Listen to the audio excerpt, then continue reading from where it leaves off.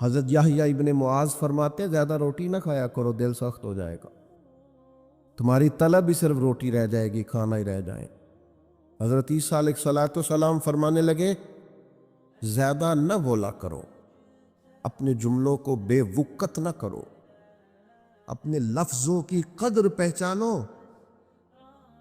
جو لوگ زیادہ بولتے ہیں ان کے دل سخت ہو جاتے ہیں۔ آپ کی باتیں تھوڑی ہوں، معنی خیز ہوں، حکمت امیز ہوں، تھوڑے جملے ہوں، جچی تلی نپی شستہ شائستہ گفتگو ہو، وہ کیا کرے گی؟ وہ دل کو نرم کرے گی۔ حضرت بشر حافی رحمت اللہ علیہ بغداد کے پیر تھے، ننگے پاؤں چلا کرتے، اور اللہ نے انہیں یہ کمال دیا تھا کہ جب تک وہ بغداد کی گلیوں میں ننگے پاؤں چلتے تھے کچھ جانور گوبر بھی نہیں کرتا تھا۔ اتنا بڑا صوفی، بغداد کا ایک تاجر کہتا مجھے بھی بابا اچھا لگتا تھا۔ کیوں جی؟ کہتے اس لیے کہ بابا جی نہ جمعے والے دن فرض پڑھ کے گھر چلے جاتے تھے، باقی نماز نہیں پڑھتے تھے۔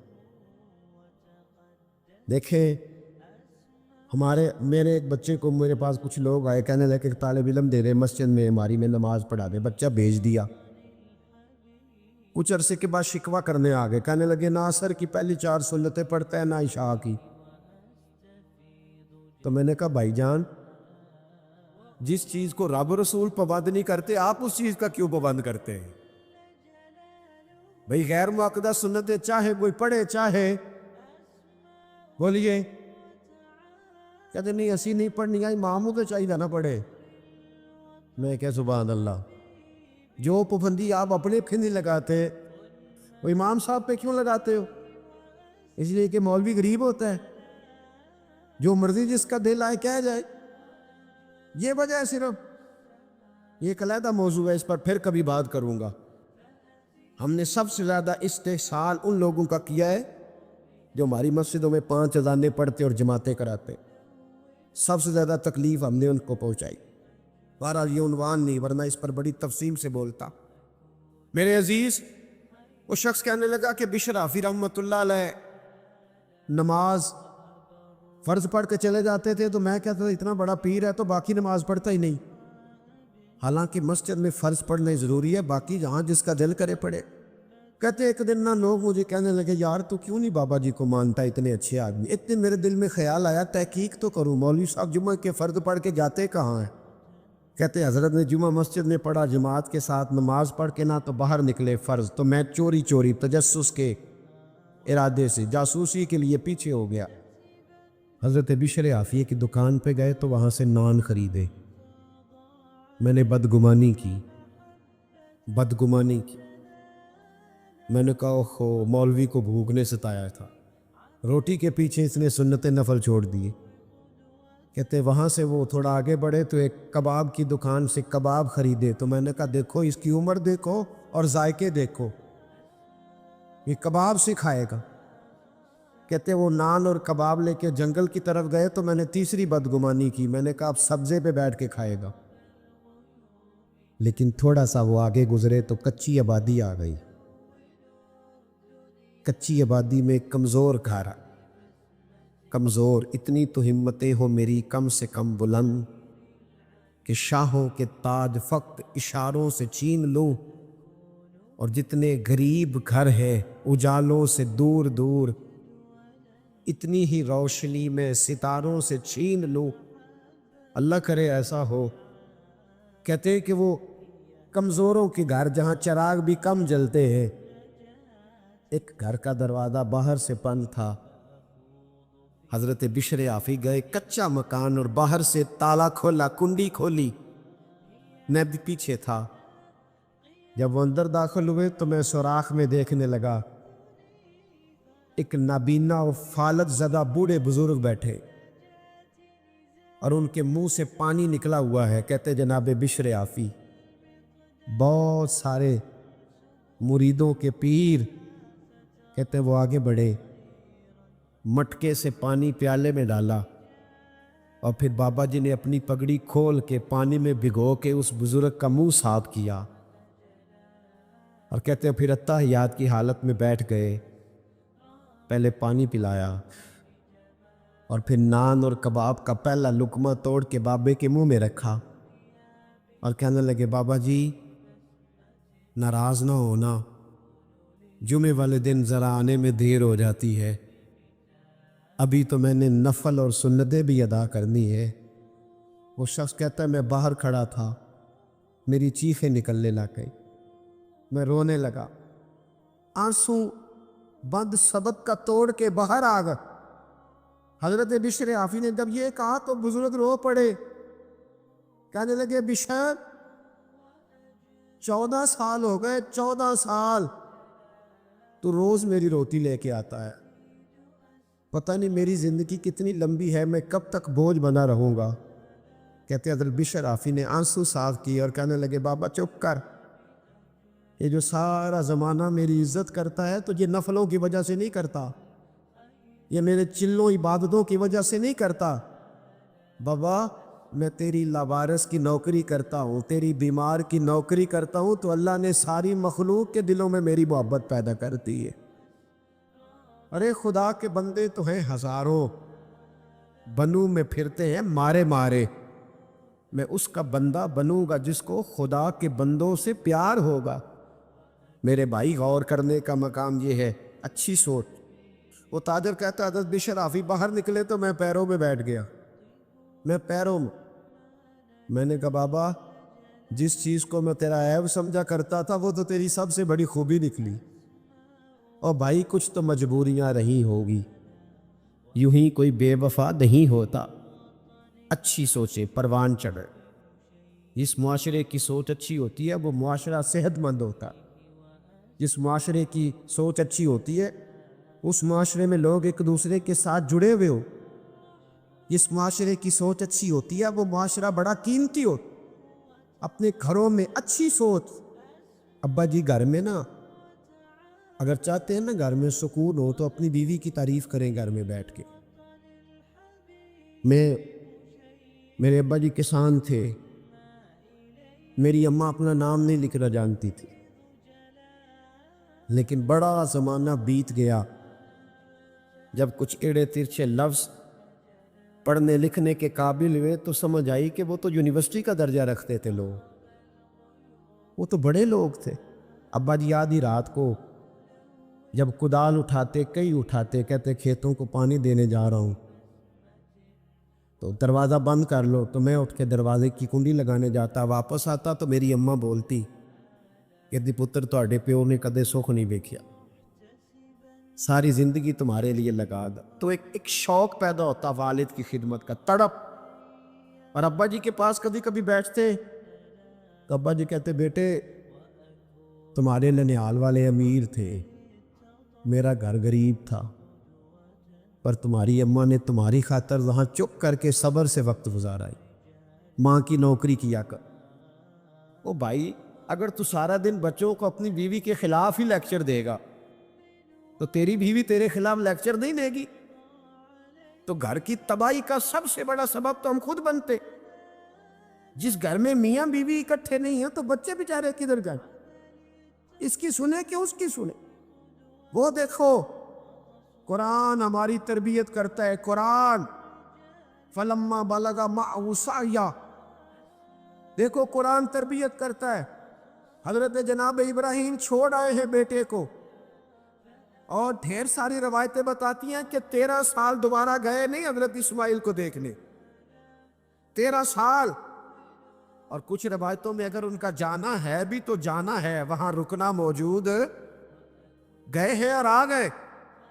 13 سال جس باپ نے بیٹے کو پلک کے نہیں دیکھا، نہ سکول بھیجا، نہ کوئی اس طرح کا پیار کیا، لیکن قرآن کہتا ہے جب بیٹا تھوڑا سا ساتھ چلنے کے قابل ہوا تو کیا کہا، بیٹے میں نے خواب دیکھی انی اذبحک کا، میں تجھے ذبح کر رہا ہوں، میں تجھے۔ تو بیٹے نے نہیں کہا ابا 13 سال کا میں ہو گیا ہوں، ایک دن بھی تو نے میری کوئی خدمت نہیں کی، کوئی شفقت نہیں کی، اور آیا ہے تو ذبح کرنے آ گیا ہے۔ تمام مفسرین کو دیکھ لے، اور تفصیل سے پڑھنا ہو تو علامہ اسماعیل حقی علیہ رحمہ کی تفسیر روح البیان کھولے، علامہ اسماعیل حقی فرماتے ہیں کہ جناب ہاجرہ نے اپنے بیٹے کے دل کی گہرائیوں میں بات اتار دی تھی کہ بیٹا خبردار، اپنے ابا کے بارے میں برا نہ سوچنا، تیرا باپ معمولی آدمی نہیں ہے، انہیں تو اللہ نے اپنا خلیل بنایا ہوا ہے۔ یہ فیضان نظر تھا، یہاں کے مکتب کی کرامت تھی۔ سکھائے کس نے اسماعیل کو آداب فرزندی؟ یہ جناب ابراہیم کا فیضان نظر تھا، اور حضرت ہاجرہ کے مکتب کی کرامت تھی۔ سکھائے اس نے اسماعیل کو آداب فرزندی۔ لیکن اماں بچے کو پیدا کرتی ہے، پالتی ہے، جوان کرتی ہے، خود بہو لے کے آتی ہے، پھر وہی اماں اگر 10 منٹ اپنے بیٹے کو اب اس کی بیوی کے پاس سے اٹھا کے لاتی ہے نا کہ بیٹے ادھر آ 2 منٹ میری بات سن، تو بہو سوچنے لگ جاتی ہے میرے خلاف ہی پراپوگنڈا ہو رہا ہے۔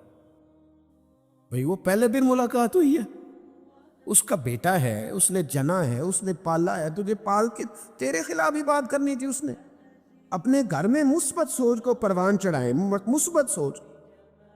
اور جہاں تک ساس کا تعلق ہے، ہم تو بچپن سے بچی کو کہتے ہیں کہ ساس ظالم ہوتی ہے، کہتے نہیں ہیں؟ جب تو جائے کہ سسرال تو لاگے پتہ جائے گا، کیوں؟ ساس ڈائن ہوتی ہے، کھا جائے گی وہ، کیوں مثبت سوچ نہیں دیتے؟ اور اگر کبھی اماں کے پاس بیٹا بیٹھا ہے تو بیٹی آئی ہے، بہو آئی ہے، اس نے کہا ذرا 2 منٹ میری بات سننا، بھی میاں بیوی کی بہت ساری پرائیویسی ہوتی، ان کی زندگی ہن لباس لکم وانتم لباس لہن، ایک دوسرے کا پردہ ہوتے۔ سمجھ آ رہی ہے نا میری باتوں کی؟ اب اگر کبھی لے گئی بیوی اٹھا کے خاوند کو تو اماں کہتی ہے بس میرے خلاف ہی بات ہو گئی۔ اتنا منفی ذہن، اور یہ ہم نے بنایا ہے۔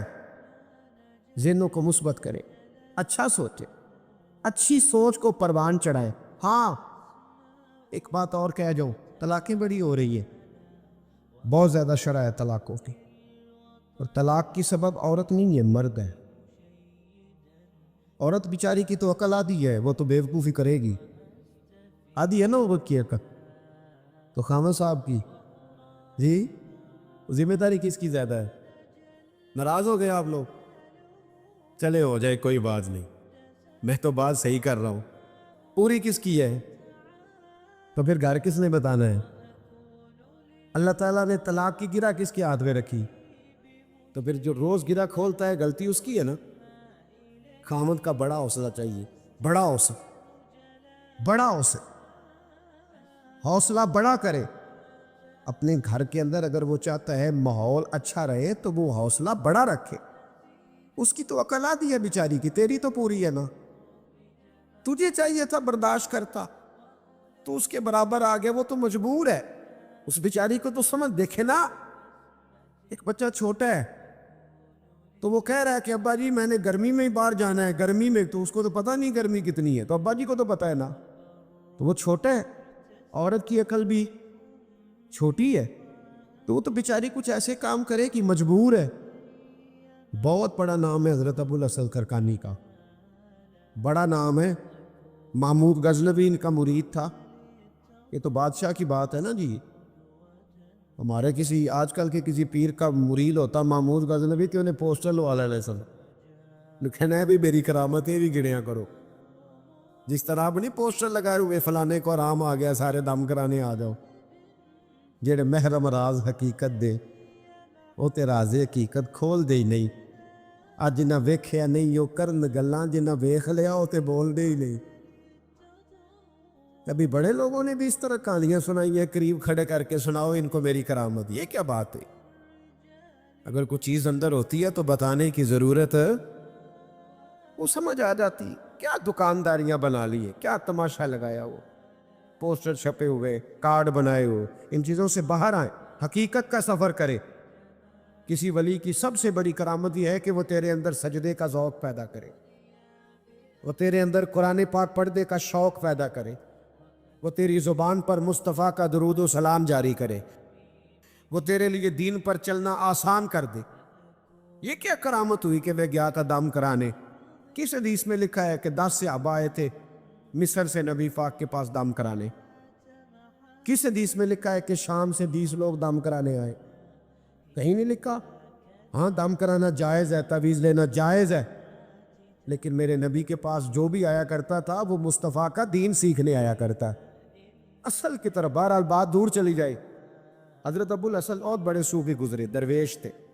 ابو علی سینا سائنسدان ان کا مرید، ان کا مرید، بڑے بڑے لوگ ان کے مرید، محمود غزنوی عقیدت مند، لیکن حضرت کی زوجہ کی طبیعت میں کچھ تلخی تھی۔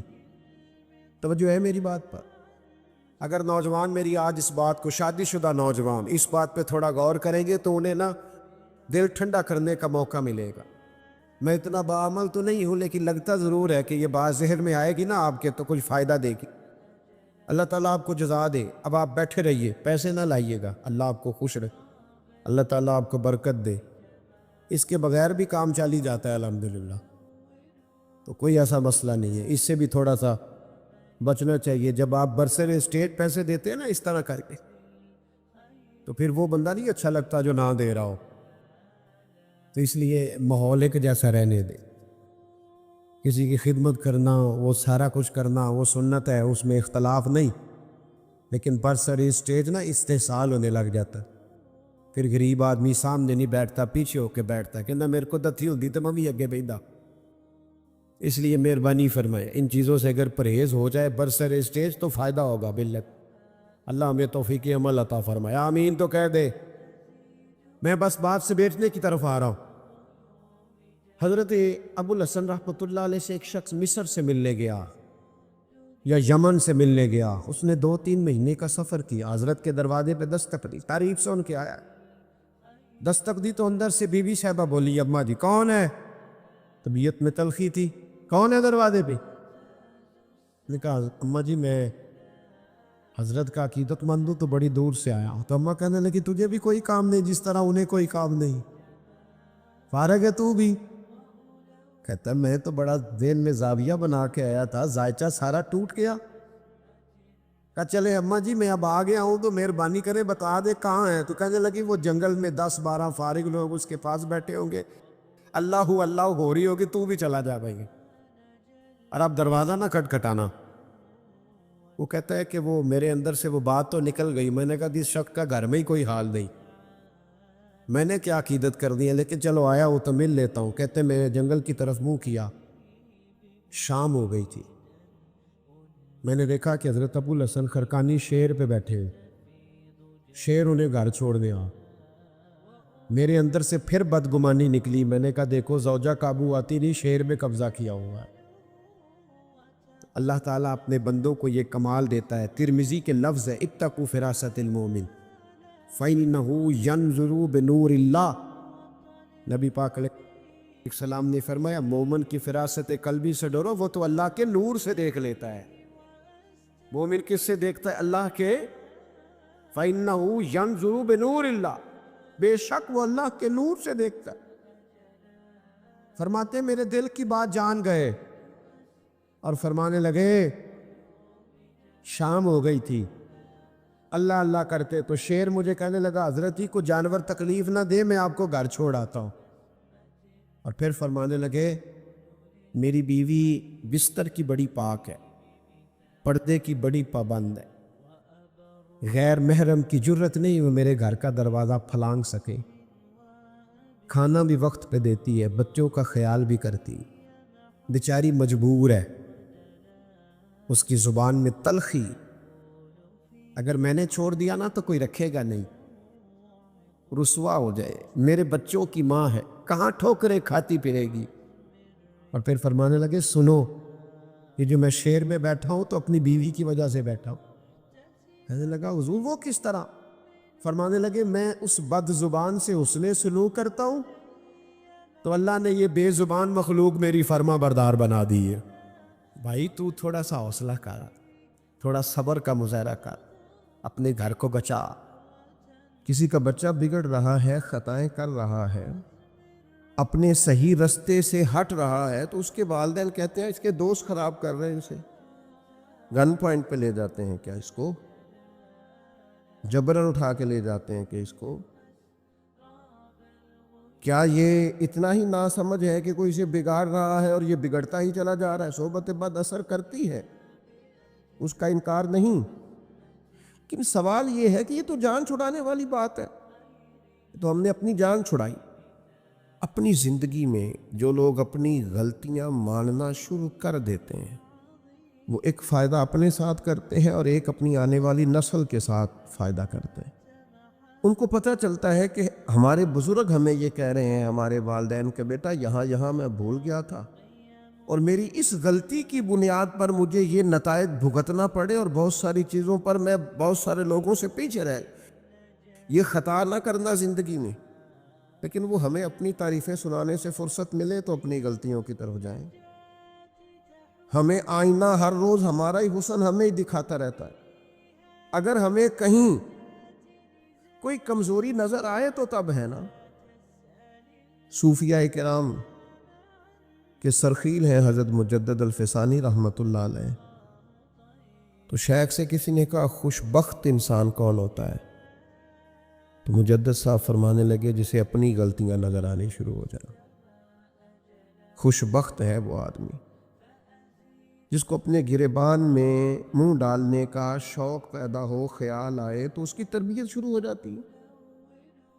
لیکن جو ہر بات، میں ایک چھوٹی سی بات آپ کی خدمت میں عرض کروں، آپ اس سے اختلاف کر سکتے ہیں، میرا تجربہ یہ ہے، میں نے تعلیمی زندگی گزاری ہے، میرا تجربہ یہ ہے کہ جو نہیں نہ پڑھا اپنی وجہ سے نہیں پڑھا، کہے بعد میں وہ کہ جو خاندانی مسائل بڑے تھے، مجبوریاں بڑی تھیں گھر کی، کہے جو جس نے کہنا ہے کہے، پر میں یہ بات ماننے کو تیار نہیں ہوں، اس لیے کہ میں نے اپنی زندگی میں دیکھا جنہوں نے پڑھنا تھا نا وہ پارٹ ٹائم جاب بھی کرتے تھے اور پڑھائی بھی کرتے تھے۔ وہ میں خود، ہم دوست جایا کرتے تھے، اب تو میں نے کبھی یہ سنا بھی نہیں، لیکن یہ جو لوگ بڑی عمر کے ہیں انہیں پتہ ہوگا، آدھی قیمت پر کتابیں مل جاتی تھی اور پھر اس کو جا کے دوبارہ بیچ کے آتے تھے، وہ پھر 25% قیمت ملتی تھی اس کی اگلے سال۔ تو اس طرح سے سمٹے ہوئے خرچوں میں اور اس طرح اخراجات کی کفایت شاری میں لوگ پھٹیوں پر بیٹھ کے پڑھتے رہے، اور بہت ساری مائیں بستہ لے کے دینے کی پوزیشن میں نہیں ہوتی تھیں، تکیے کے غلاف میں پہنی ہوئی کتابیں، اور 3 دوستوں نے مل کے ایک چٹائی خریدنے کا پلان بنا لیا، اس پر بیٹھے ہوئے اور پھر ایک دوات کے ساتھ 3 قلم اسی دوات میں ڈبو کر وہ اپنا اپنا کام کرنے والے، اور ایک دوسرے پر احسار بھی کیا جا رہا ہے، تو پین میں سیاہی بھرنے کا احسار کیا جا رہا ہے، کسی کو دی بھی جا رہی ہے تو کہا تھوڑی گاچی دے دو تاکہ میں بھی اپنی پھٹی کو صاف کر لوں۔ لیکن یہ پڑھتے پڑھتے لوگ، چھوٹی کتابوں پہ پڑھتے پڑھتے انہوں نے بڑے بڑے انقلاب برپا کر دیے۔ ہم یہ دیکھتے رہے کہ اپنی کمزوریوں کی وجہ سے لوگ پیچھے رہ گئے جو رہ گئے، ورنہ جن لوگوں نے تھوڑی سی بھی توجہ کی اللہ تعالیٰ نے ان کی مدد فرمائی۔ زندگی میں جو جس مقام پر بھی کھڑا ہے، وہ ابھی بیٹا ہے یا والد بن چکا ہے، وہ ابھی شاگرد ہے یا استاد کے منصب پر فائز ہو چکا ہے، وہ ابھی طالب علم ہے یا عملی زندگی میں کسی شعبے کے ساتھ منسلک ہو چکا ہے، اگر وہ چاہتا ہے کہ اگلی زندگی میں کم از کم ناکام نہ ہو تو پیچھے جو اس سے کوتاہیاں ہو گئی ہیں ان کا اعتراف کرنا شروع کرے۔ ضروری نہیں اس کے پوسٹر چھپائے اور لوگوں کو بتائے، وہ اپنے آپ سے تو گفتگو کرے، اپنے رب کے حضور تو حاضر ہو کے اپنی غلطیوں کو مانے، وہ تسلیم تو کرے کہاں کہاں اس سے خطائیں رہ گئی ہیں، کہاں کہاں اس سے غلطیاں رہ گئیں، کہاں کہاں وہ بھول گیا، کہاں کہاں اس نے سمجھنے میں اور اپنا شعور بلند کرنے میں دیر کر دی۔ جب تک اعتراف جرم نہیں ہوگا اتنی دیر تک غلطیوں کی تربیت ہو سکتی۔ دیکھو کیا کہتے ہیں، ربنا ظلمنا انفسنا، اللہ ہم نے زیادتی کی ہے اپنی جانوں پر، وَإِن لَمْ تَغْفِرْ لَنَا، اگر تو نے معاف نہ کیا، وَتَرْحَمْنَا، اور ہم پر رحم نہ فرمایا، لَنَكُونَنَّ مِنَ الْخَاسِرِينَ، پیچھے تو جو ہونا تھا وہ ہو گیا، اور اگر آئندہ بھی کرم نوازی نہ ہوئی تو ہم تو نقصان والوں میں ہو جائیں گے، نقصان تو بڑھے گا، روز گھاٹے میں جائیں گے۔ ہم جب تک تسلیم نہیں کرتے، مان لو سیاستدانوں تم سے غلطیاں ہوئی ہیں، تمہیں موقع ملے تھے، تمہارے پاس وقت تھا، مانو کہ تم سے غلطیاں ہوئی ہیں۔ وہ جس کا بیٹا اس کے سامنے تلخ بولتا ہے اور پھر رات کو وہ بستر میں منہ دے کے روتا ہے، وہ کیوں نہیں مان لیتا کہ اسے غلطیاں ہوئی ہیں؟ وہ ایک دفعہ اپنے بستر میں منہ دے کے یہ کیوں نہیں سوچتا کہ کبھی اس کے ابا جی بھی کہا کرتے تھے بیٹا میں تیری طرف سے تکلیف میں؟ کیوں نہیں تسلیم کرنے کو تیار کہ میں اسے کسی کے سپرد کر کے نا تو چچا کے ساتھ سکول چلا جا اور میں دوستوں کے ساتھ کھانے کھانے چلا گیا تھا، میں نے اپنے بچوں کو وقت ہی نہیں دیا۔ یہ کوتاہیاں ہم کب تسلیم کریں گے؟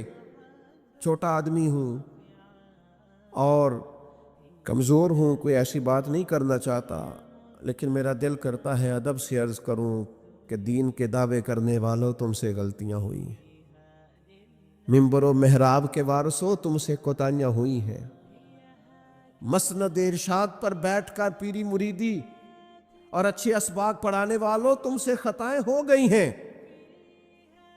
تم نے قوم کو جس تعویذ گنڈے پہ لگایا تھا، تم نے قوم کو جو چیزیں خود سے سکھائی تھیں، تم نے کیوں نہیں بتایا کہ ہم تو ناقل ہیں، اللہ کے عاجز بندے ہیں، قرآن و سنت پڑھیں گے اور تمہیں سنا دیا کریں گے، ہم تو صرف ناقل ہیں، یہاں سے نقل کر کے تم تک پہنچانے والے، ہم تو تمہیں خیر بتائیں گے، اللہ کی بارگاہ کا رستہ دکھائیں۔ تم نے کیوں نہیں اس کو سمجھا؟ ہم اپنی کوتاہیاں کب قبول کریں گے؟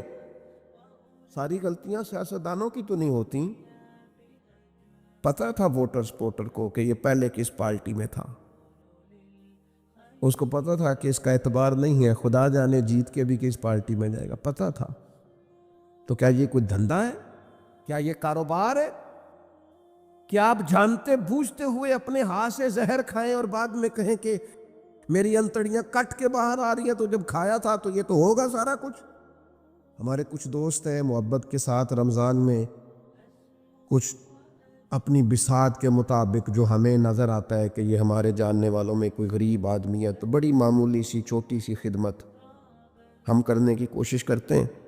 تو میں یہ ایک دو دن پہلے عصر کی نماز کے لیے سیڑھیاں چڑھ رہا تھا مسجد کی، تو ایک بوڑھے نے مجھے آواز دے کے کہا حضرت جی السلام علیکم، اور پھر غریب آدمی تو وہ بات بھی کرتا ہے تو اس کے لفظ بھی کانپتے ہیں۔ میں نے کہا جی آپ کیا کوئی پریشانی ہے؟ کہنے لگے وہ جیڑا رمضان چ راشن لبدا ہے پہلے نہیں لب سکتا۔ تو میں ان کا بازو تھام کے ان کو کونے پہ لے گیا، میں نے کہا پریشان ہیں؟ ان کے آنسو بے اختیار ٹپ کے کہنے لگے منڈے دی کل 40,000 تنخواہ ہے تے 34,000 گیس دا بل آ گیا، تو اب یہ ہے کہ اس کو مینج کرنا۔ اقبال نے کہا تھا تو خالق و مالک ہے مگر تیرے جہاں میں، اللہ کی بارگاہ میں کہا تھا مالک تو قادر و عادل ہے مگر تیرے جہاں میں، ہیں تلخ بہت بندہ مزدور کے اوقات۔ اللہ تیری حکمتیں ہیں، تو ہی بہتر جانتا ہے، ضرور کوئی حکمت ہوگی، لیکن بعض لوگ تکلیف میں آ گئے، کیسے مینج کریں؟ کیوں نہیں اپنی غلطیاں مانتے؟ ہم نے غلط لوگوں کو سپورٹیں کی ہیں، ہم نے بھائی یہ دیکھا ہے کہ وہ میرے گھر آیا ہے، مجھے بھی چودھری مانتا ہے چھوٹا سا، لہذا پیچھے لگ گئے۔ کون اشک شوئی کرے؟ اور پھر یہ تو میں نے ایک مثال دی ہے نا، یہ جانے کس کس کے ساتھ یہ معاملہ ہے اور کس کس انداز میں یہ معاملہ ہے۔ میرے عزیز، اعتراف جرم، اپنی غلطی کا احساس، یہ نعمت اگر ہمیں میسر آئے، کسی بھی سیاسی جماعت کا کوئی آدمی بھی ٹی وی پر آتا ہے اور وہ جب انٹرویوز دینے شروع کرتے ہیں تو کیا ہر پارٹی کا سربراہ معاذ اللہ معصوم ہے؟ ان سے غلطیاں نہیں ہوتی؟ کیوں نہیں آپ اعتراف کرتے کہ یہاں ہمارا لیڈر بھی بھولتا ہے، خطا کرتا ہے؟ کیوں آپ اخلاقی جرت کا مظاہرہ نہیں کرتے؟ آپ اس طرح دفاع کرتے ہیں کہ جیسے اس میں کوئی کمی ہے ہی نہیں۔ ہمارے اسا فرمایا کرتے تھے خدا بننے کا شوق نہ پیدا کرو، انسان رہو، رب نے تمہیں انسان بنایا، وہ تمہیں انسان دیکھنا ہی پسند فرماتا ہے۔ یہ کیا تم نے دعوے شروع کر دیے؟ غلطی کوئی نہیں ہوتی، یہ کیسے ہو سکتا ہے وہ غلط فیصلہ کرے؟ آپ مانیں بندے کی توبہ اللہ کب قبول کرتا ہے؟ مشکات میں حدیث ہے سیدہ عائشہ صدیقہ سے، حضور فرماتے ہیں ان العبد اذا اعترف، یہ لفظ ہے سرکار کے، اس پر غور کیجیے، فرمایا بے شک جب بندہ اعتراف جرم کرتا ہے رب کی بارگاہ میں بیٹھ کے، وہ مان جاتا ہے یا اللہ یہ مجھ سے بھول ہو گئی، میں نفس کے ہاتھوں مجبور ہو گیا، یہ مجھ سے غلطی ہو گئی، شیطان نے ان العبد اذا اعترف، بے شک جب وہ رب کی بارگاہ میں اعتراف جرم کرے، ثم تاب، پھر توبہ کرے، تو تاب اللہ علیہ، اللہ فوراً اس کی توبہ کو قبول فرما لیتا ہے۔ لیکن وہ اعتراف جرم ہی نہ کرے، وہ اپنی خطائیں ہی تلاش نہ کرے، وہ کسی جگہ ماننے کو تیار نہ ہو۔ اعتراف کرنا یہ اعلیٰ درجے کے لوگوں کا کام ہوتا، مان جانا یہ بلندی اخلاق والے لوگوں۔ ہم سے کوتاہیاں ہو گئیں، میں آپ کی خدمت میں ادب سے عرض کروں گا، زندگی میں بہت ساری چیزوں سے پرہیز بڑا ہی ضروری ہے، اس لیے اپنی ذات کے طواف سے پرہیز بھی بڑا ہی ضروری ہے۔ اپنی ذات میں الجھ کے زندگی نہیں گزارنی، میں سمجھدار ہوں، میں بڑا سمارٹ ہوں، اور دیکھو میری تدبیر سے میرا نظام بڑا اچھا چل رہا ہے، میری حکمتیں بڑی کامیاب جا رہی ہیں، دیکھو میں نے جو سوچا تھا اس کے مطابق منصوبہ بندی ٹھیک ہے، میں کئی لوگوں پر سبقت لے جا چکا ہوں، میں آگے بڑھ چکا ہوں۔ یہ ذات کا طواف ہے۔ اپنی ذات کے طواف سے نیچے اتر کر سوچ لیں اور دو چیزیں اپنے ذہن میں بٹھا لیں، طے کر لیں، زندگی روحانیت کی طرف بڑھنے لگی۔ ایک یہ چیز اپنے ذہن میں بٹھا لیں کہ میرے اندر زندگی میں جو کمیاں کمزوریاں رہ گئیں وہ میری وجہ سے ہیں، اور اگر کوئی خیر ملی ہے تو وہ محض اللہ کے فضل کی وجہ سے، میری طاقت کے سبب کچھ نہیں ہے، محض فضل الہی۔ یہ دو چیزیں جب بندے میں پیدا ہوتی ہیں تو اس کی روحانیت مضبوط ہوتی، ورنہ تو اپنی ذات کے چنگل سے لوگ آزاد ہی نہیں ہوتے۔ اعتراف، حضرت معاذ بن مالک رضی اللہ تعالیٰ عنہ نے آ کے عرض کی حضور بہت بڑا جرم ہو گیا ہے۔ نبی کریم نے توجہ ہی نہیں کی، پھر عرض کی حضور بھول گیا تھا، سرکار نے رخ پھیر لیا، پھر عرض کی حضور بھول گیا تھا، کریم فرمانے لگے کیسی ذہنی الجھاؤ کی بات کرتا ہے، پھر فرمایا دیکھو محسوس کرو ہوش میں تو ہے، عرض کی حضور مہربانی کرتے ہیں، یہ جو احساس ندامت ہے سونے نہیں دیتا، کرم نوازی کریں۔ یعنی ایک شخصیت حاضر بارگاہ ہوئی ہے، عرض کی حضور جرم ہو گیا بہت بڑا، سرکار نے توجہ ہٹائی، پھر عرض کی حضور بھول گیا تھا، خطا ہو گئی، پھر توجہ ہٹائی، عرض کی حضور اگر میرے لیے طہارت کا سامان نہ کیا گیا تو میں بہت بڑے نقصان میں چلا جاؤں گا، کرم نوازی کر دی جائے۔ فرمایا دیکھو لوگوں ہوش میں تو ہے، یا رسول اللہ بالکل ہوش میں۔ نبی کریم علیہ السلام نے فرمایا لے جاؤ سنسار کرو، پتھر مارے گئے، سنسار کیا گیا، اعتراف کیا، مانا، سزا قبول کی، اپنے لیے فیصلہ کیا کہ مجھے سزا لینی چاہیے۔ ان کا وصال ہوا، یہاں تک تو معاملہ ان کا تھا، لیکن اس اعتراف پر انعام یہ ملا کہ محبوب نے فرمایا غسل کفن کرو، میں خود جنازہ پڑھاؤں گا۔ نبی رحمت علیہ السلام نے امامت فرمائی، میرے مرنے پہ ہر سو شور مچ جائے گا دیکھو گے، اور کہنے الوداع سرکار خود تشریف لائیں گے۔ اور کسی درویش نے کہا تھا مرن تو بعد دو مکھڑا میرا ہو جاوے جے تازہ، پھر سمجھ لینا محبوب میرے نے آن پڑیا جنازہ۔ سرکار نے امامت فرمائی، تدفین ہوئی۔ کسی شخص نے بعد میں کہا اس نے فلان جرم کیا ہے، تو حضور فرمانے لگے چپ کر، تجھے پتہ ہے وہ کہاں ہے اس وقت؟ یا رسول اللہ کہاں ہے؟ فرمایا جنت کی نہروں میں غوطے لگا رہے ہیں۔ اور حضور فرمانے لگے اس بندے نے ایسی اعلیٰ توبہ کی ہے کہ اگر میں اپنی ساری امت میں اس کی توبہ ساری امت میں فرمایا اس کی توبہ اگر قیامت تک آنے والے سارے امتیوں میں بانٹ دوں تو اللہ سب کی بخشش فرما دے گا، سب بخشے جائیں گے اس ایک کی توبہ کی برکت۔ کیوں؟ ہاتھ باندھ کے عرض کی حضور مہربانی کریں، میرے سے یہ غلطی ہو گئی ہے، شفقت کریں، مہربانی فرمائیں۔ دوستو تھوڑا سا توبہ کا رنگ غالب آئے نا، پہلے اس کی شخصیت احساس ندامت والی ہو نا۔ حضور سے پوچھا گیا توبہ کیا ہے؟ فرمایا شرمندگی اور ندامت کا نام ہی توبہ ہے۔ تیرے اندر ندامت پیدا ہو گئی، احساس ہو گیا کہ یہاں میری غلطی ہیں، تو یہی توبہ ہے۔ تو اس کے لیے تیاری کریں۔